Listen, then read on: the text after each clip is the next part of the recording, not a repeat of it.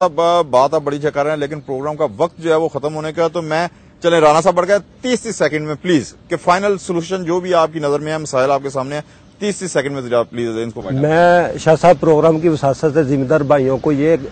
Message دینا چاہتا ہوں کہ اب وقت ہے جڑی بوٹیوں کی تلفی کا۔ اب جس طرح مثلا خان صاحب فرما رہے ہیں کہ انہوں نے کہا کہ پچھلے سال شارٹیج تھی کہ اویئرنیس ہوئی ہے، ہم ذمہ داروں کو اتنا کو بتا رہے ہیں نا کہ جڑی بوٹیوں کو تلف کرو، کس طرح کرنا ہے کیمیکل طریقے سے۔ کیمیکل طریقے سے تو یہی طریقہ ہے کہ جو مثلا کیمیکل اویلیبل ہے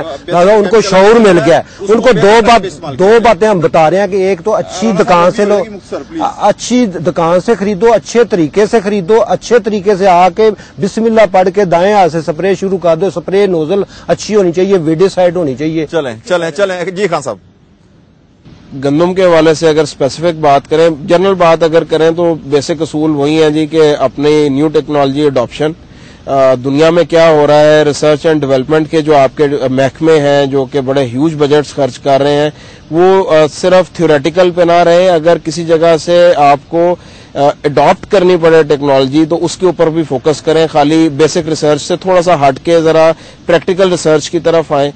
دوسری چیز یہ ہے کہ کسان کی انفارمیشن کے لیے آئی ٹی کا رول بہت بڑھ رہا ہے، اس کو استعمال کیا جائے نالج کو جلدی پھیلانے کے لیے۔ اور تیسری چیز ایکسٹینشن سروسز کو،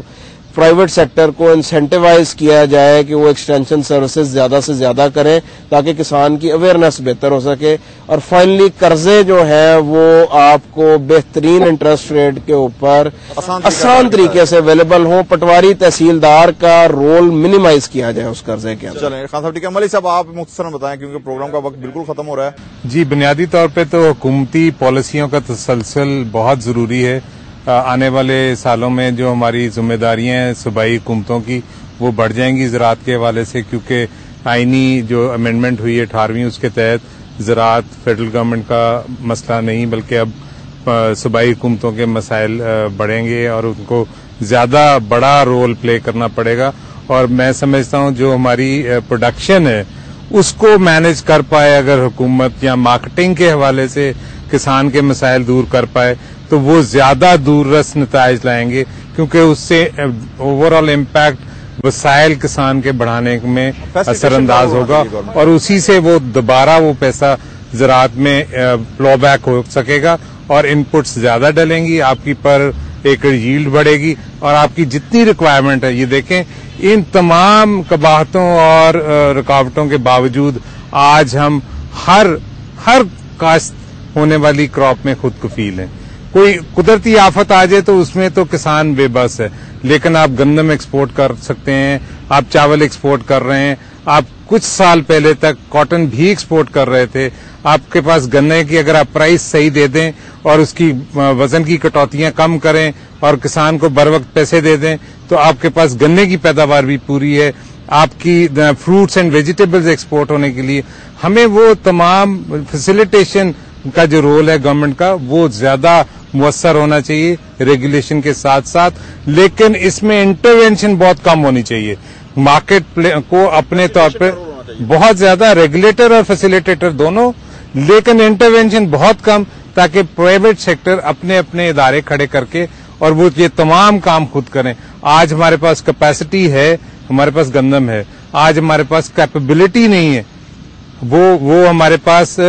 حکومتی اداروں کے پاس وہ شاید ہمت نہیں ہے کہ وہ ایکسپورٹ کر پائیں۔ تو یہ تمام چیزیں تبھی ڈیولپ ہوں گی اگر پرائیویٹ سیکٹر آگے آئے گا اور وہ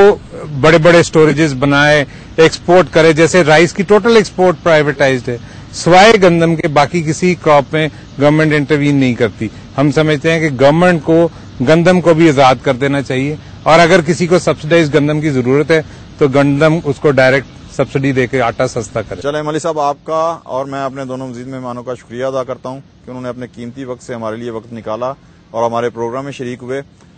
ناظرین، جیسا کہ آپ نے دیکھا کہ آج کے پروگرام میں جن مسائل پہ ڈسکشن ہوئی اس کا اینڈ جو حل ہے، اینڈ سولوشن جو ہے، وہ اس میں دو طرح کے ویوز سامنے آئے۔ نمبر ایک کہ جدید ذرائع جو ہیں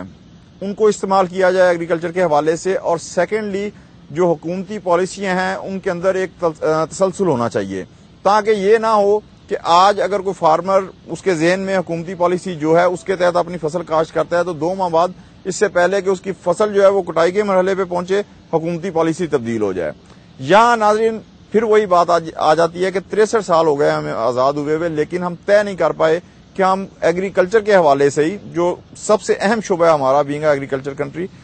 اس حوالے سے ہماری پالیسی کیا ہونی چاہیے۔